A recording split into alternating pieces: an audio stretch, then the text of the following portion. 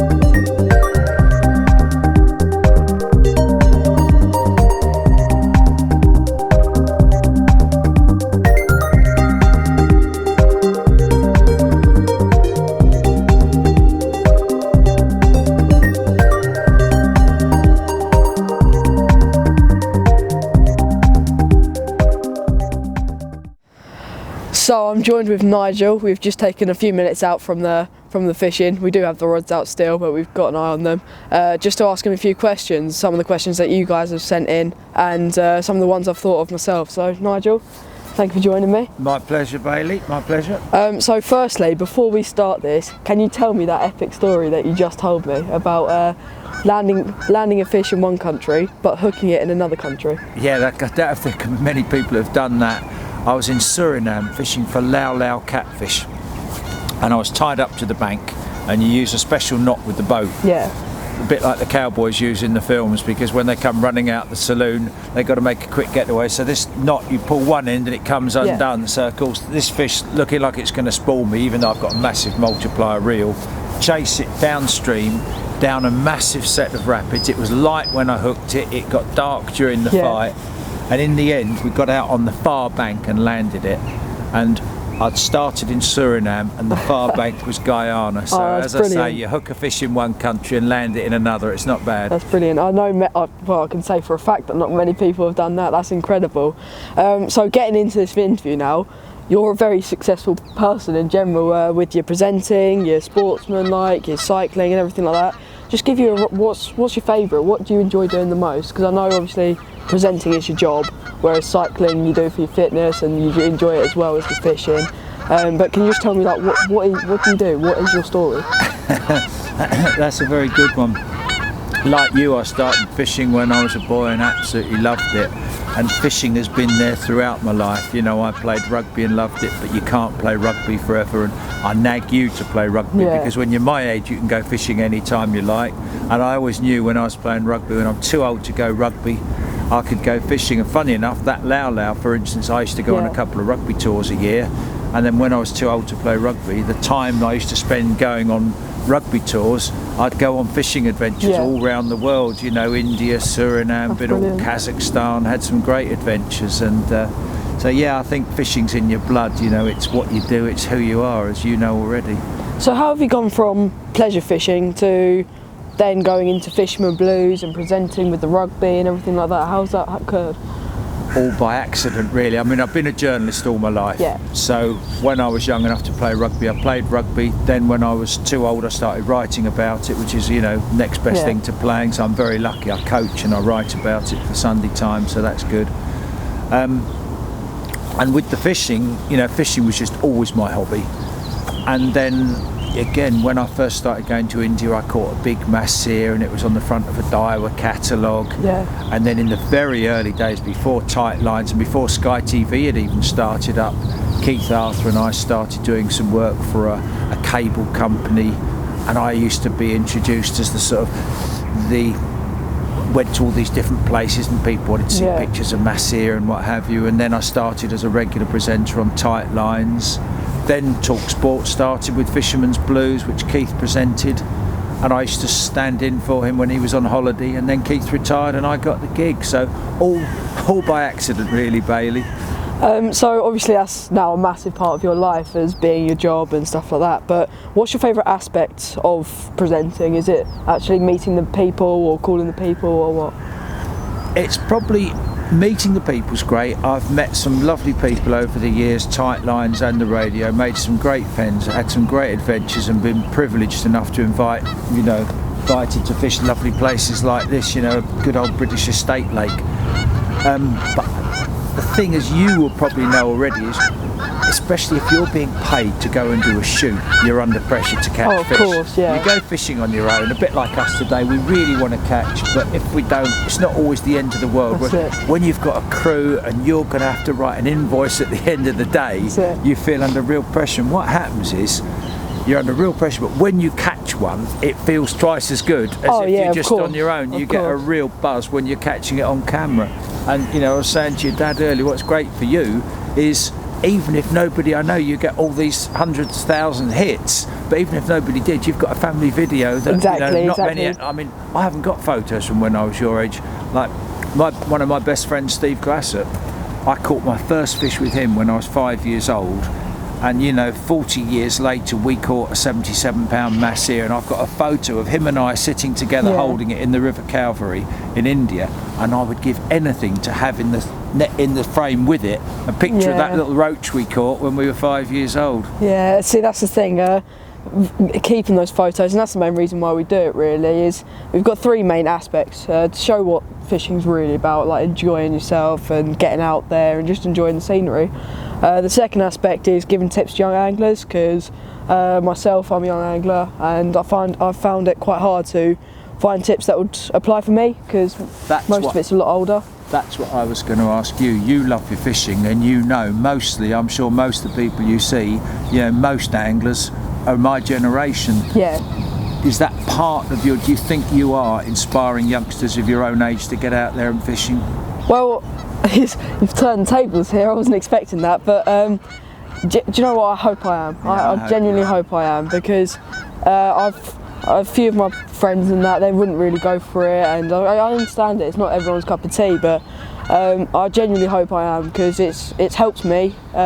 I genuinely think it's helped my mental state and anything like that. Not that I had anything wrong, but I think it's just helped me with my stress levels and everything like that, with all my exams and stuff coming up. Well, interesting. I'm just thinking now, because when I was probably about your age, I didn't get on brilliantly at school.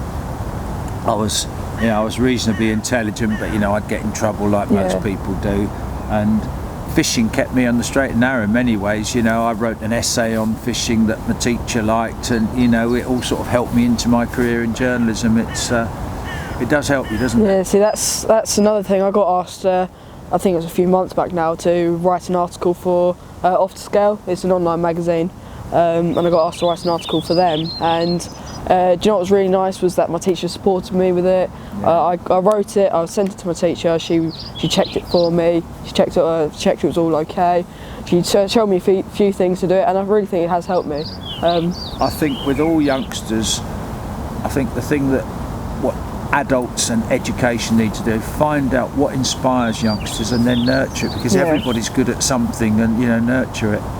Yeah, that's the other thing as well. If there is something you are good at, I really hope people go pursue it, because I know some people that are my friends and that think fishing's not great, but I really, really enjoy it, and it's something I love, so I don't know why I should stop it, and I'm not going to stop it.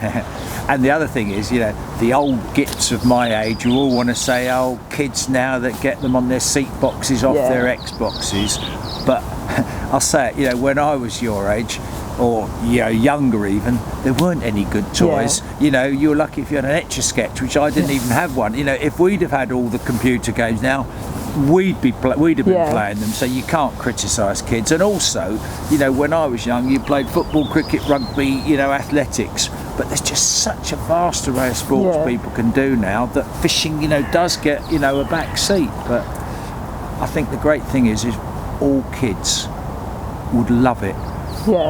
Just give them the chance, and if they don't like it, fine, but encourage everyone to at least try going fishing. See, so what draws you in? What's your favourite aspect about fishing? Because it's not, like I say, it's not always about catching the fish and stuff like that. I can't really explain it. I was born with fishing. I didn't know. My mum and dad didn't fish. I didn't have any friends who fished until I met Steve at school. I used to go and catch nothing, but I can't explain it. I just used to beg my parents to take me fishing. And I could even claim my dad invented barbless hooks because he was so frightened when I was young. He'd cut, not the barb off, he'd cut the whole point off because he thought I was going to impale myself and lose an eye or something. But it was just there, and I've just always loved it. And what frightens me is at my age now, I love it even more. You have to try and keep it in perspective with the rest of your life and the amount of time you go fishing and what have you. But, I've just always loved it. And I love the outdoors, the older I get, the less I worry about catching a fish, which can be a good thing and a bad thing because, I just like being there. There's probably more cliches in fishing than just about any sport, but I think that one, fishing is an excuse to being there, and there's more to fishing than fish. 100%. I always keep a pair of binoculars in my bag, so if there is any bird life. If there is any bird life, then I can always have a look with binoculars. You've seen Egyptian geese here today. We've had buzzards, we've had red kites. It's just lovely, isn't it? So we're going to move on now to the 5 Carp Dreams questions. These are just. I'm under pressure now. These are 5 set questions that each interview I've done so far. I've asked them, and then we at the end we'll compare. Do I get a score or? No, it's no score, no scoring. Just see what you would say. The first one, being a young angler myself, we touched on this a bit earlier, but being a young angler myself, what tip would you give me for fishing and in general? I'll give you two. You've asked me a double question in a way. So the fishing question would be location. You can't catch fish that aren't there. That would be the fishing tip, first thing I could think of to give you. And the in general would be just enjoy it. Do it on your terms. Don't read the angling magazines and see all these huge fish that full-time or very good anglers. Just catch what you're happy with from where you are. I always say the magazines have all the big fish in them. You could publish a magazine of 100 pages that says man goes fishing for 48 hours blanks. That's what happens to a lot. So that would be the other piece of advice I'd give you. To be honest, a lot of people have said location for the fishing one. I think 3 out of the 5, I think I've done 5 anyway. I think most of them have said location is the most important, as it's a well-known fact now. If you can't catch fish that aren't in front of you. And the other one, enjoying it, I totally agree with you. You can't enjoy something if you're not enjoying it, then don't bother doing it.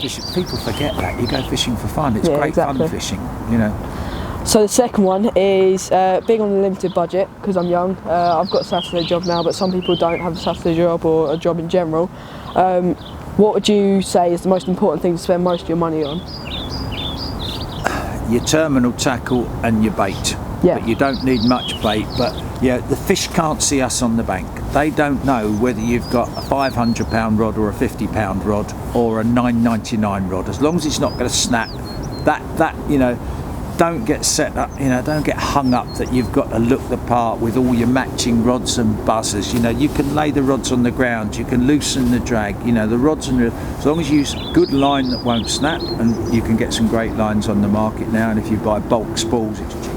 Then the important bit is a good rig with a sharp hook. That doesn't cost you much.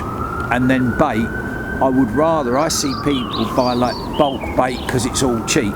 Just buy 1 kilo of the best boilies. That's all you need. Because obviously the carp won't pick it up if they don't want to eat it, so you need good bait. But again, you read in the magazines someone filled it in with 20 kilos. I could go with 1 kilo of boilers and come home with half of them. So don't think you've got to go too much. You know, one bait in the right place. So good bait, good terminal tackle, but don't get obsessed with looking the part. So you touched on rigs, and that is actually another one of my questions. The third one is, what if you had to take 2 rigs with you carp fishing? Because I know you're very species orientated. You don't mind what you catch really. But if you're going to go carp fishing, what 2 rigs would you take in your tackle box? Certainly be just a standard hair rig that I could either fish. I love fishing 2 boilies. Yeah. I'd have a standard hair rig with quite a long hair that I could put 2 boilies on, that I could either fish 2 bottom baits or a snowman. Yeah. That would be the first one. And the second, if it was, I suppose my second would be a hinge stiff rig. Yeah. I'm a big Classic. fan of the hinge stiff rig. I don't fish chod rigs, but hinge stiff rig I love. See, hinge stiff rig is an interesting one. It's a classic rig. People have slowly stopped using it now because obviously the Ronnie rigs come through and stuff like that. But I think it's working even more now, if I'm honest. People are using it less, and so it's kind of carrying on. I've used it for years, and it's just never let me down. And I think one of the reasons I don't like a chod rig is because you can't leave it set up on your rod or quickly take it on and off as well. Yeah. And also it's a bit of a fad, and I don't like following fads, even though that's probably costing me fish at times. Well, you say that the chod rig is the stiff hinge is a chod rig just with a boom, well, and exactly, so I don't think it makes much difference. I think a bottom bait rig in the right place at the right time with good bait around it is going to do any job. Yeah, the most important thing, as we said earlier, is have it in the right place with the right bait. That's it. And so my fourth one is a bit of a strange one. We always get some funny comments after this one. But it's, what's the strangest bait you've ever caught a carp or a fish on? Crikey. Oh, I've used all sorts. I've caught roach on a blackberry.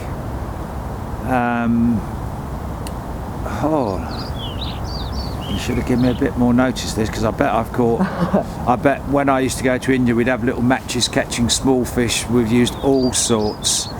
I might come back to you on that one. That's fine. One might come to me. I'm sure there's something really weird and wonderful, but yeah, blackberry's not bad, is it? If you do think of another one, we'll just pop it in at the end. Interestingly, I've caught quite a few carp on dead baits. Oh really? Carp will pick up dead baits. I've heard a lot of people, like my dad, he was float fishing for perch, and he was bringing in what he felt like was a massive perch, bringing it in, and then he obviously got hit, and he thought he either had a pike or something like that on, brings it in, it's a carp, he was live baiting for perch, and he had a carp. Fly fishing, yeah. Yeah. So my fifth question is, it's quite, fits in really with this one. If you had one place to fish for the rest of your life, where would it be? Crikey, that is a really, really tough one, because if I'm fishing one place, you're always dreaming. Yeah, of course. You're dreaming of fishing somewhere else, but it might be Loch Corrib on the west coast, in the west of Ireland. I would have once said the Calvary River in India, but sadly that's not as good as it used to be now. And there's some advice to you. Nothing in fishing stays the same. If you've got anything good, fish it while it's good, because nothing lasts. See, that's the thing as well, like you're saying, you're choosing the loch in Ireland or one of the rivers in India. Would you go for a picturesque place, or would you go for somewhere where there's big fish? A mixture of the two. It would have to be. If there were big fish and it wasn't picturesque, I wouldn't go. Yeah. What I like about places like Loch Corrib is I like the wild and the rugged. Yeah. And you catch a fish from a 44,000 acre loch. It's like brilliant. It's a great feeling. Yeah, I like that. Man against nature. That's it. It's kind of 1-to-1 against fishing, if that makes sense. Yeah, that's right. I like that. You against the fish, not against other anglers. You against the fish. Well, thank you for your time, Nigel. My pleasure. If you do think of that other strange bait, then do let us know. We'll pop it in at the end. In the car on the way home, but I'm sure I'll come up with one. That's it. Right, so that's the end of the interview. We're going to get back fishing now. Hope you guys did enjoy this interview. Please like and subscribe.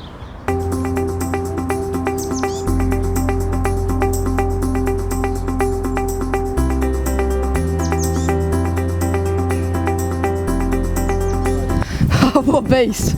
I don't know how much she weighs, and I don't really care, if I'm honest with you. The markings on it are amazing.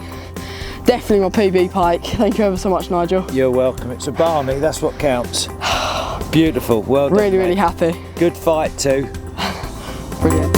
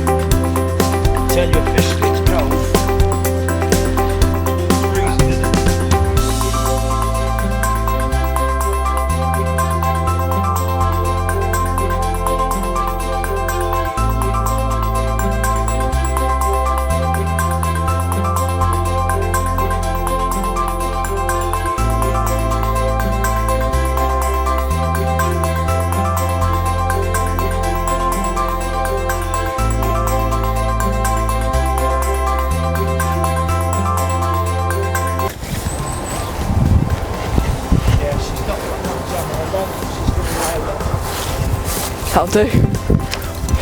One stage when I saw her, I thought she was... Right, I might have to hold it the way we said, because I don't know if I'm going to lift it hard enough. You ready? Yeah. Oh yeah, it's gone round more now. Yeah, 16-12. 16-12. Yes! Get in. That shows I was about right on 13, the other one, I reckon. Yes! Oh, brilliant.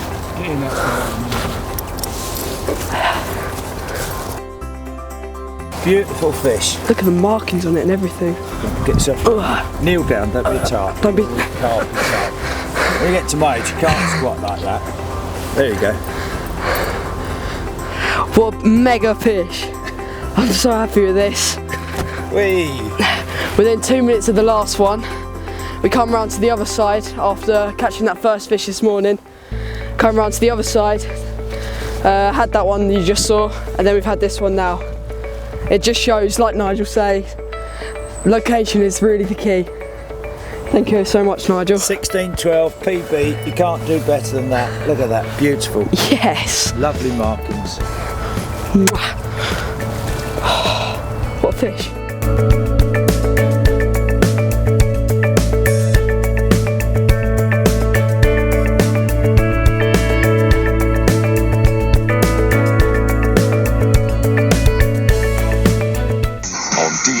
Digital radio and 1089 and 1053 AM. Fisherman's Blues with Nigel Botherway on Talk Sport. It's nice to be back in the warm after a cold day out on the bank yesterday, pike fishing and filming with young Bailey Wheeler of Carp Dreams fame. I've met Bailey a few times and he's only 14. He's got his own YouTube site, Carp Dreams, and check it out. He's got over 100,000 subscribers and he does a brilliant job of inspiring youngsters of his own age to get out there off their Xboxes, on their seat boxes, as they say. And I really do like Bailey. He's an impressive young man. He's not got an ego. He doesn't try and be the next Danny Fairbrass. He's just himself, and he really does love his fishing. And we had a great day yesterday. Many thanks to Alan Keep for fixing us up with a day on a beautiful, true English estate lake. I can't imagine what it looks like in summer when the lily pads are out, but even on a freezing cold day yesterday with a frost northeasterly wind, it was still a beautiful, beautiful lake. We had red kites overhead, we had buzzards. It really was a lovely day, and to cap it all, we caught some cracking pike in beautiful winter colours. Markings on them were fantastic, and Bailey beat his personal best 3 times. He had 2 nice low doubles and then capped it all with a 16-pound 12-ounce pike, which, I could only dream of a fish like that when I was 14 years old. But absolutely brilliant day, and when Bailey uploads it onto YouTube, I will be the first to let you know, and I shall look forward to seeing it too. So this is the end of my pike video. I hope you guys have enjoyed it as much as I have filming it. I know I say this every time, but that place was immense. Huge thank you to Jamie and Alan. They're massive thanks. Without them, we wouldn't have caught those fish. They let us on there, and we love it so much. We're thinking about buying a syndicate ticket for some of the carp in there, but we'll keep that one quiet for now. Big thank you to Nigel as well for joining us down there. Lovely to meet him, and he gave me a few tips and we managed to catch my PB pike, which is amazing. It's always nice to catch PB. But yeah, really didn't mind. It didn't matter whether we caught or not. That place was very, very special. But we've stopped off on the way home to try and catch a few chub with these maggots that we had left over. See you guys next time on Carp Dreams.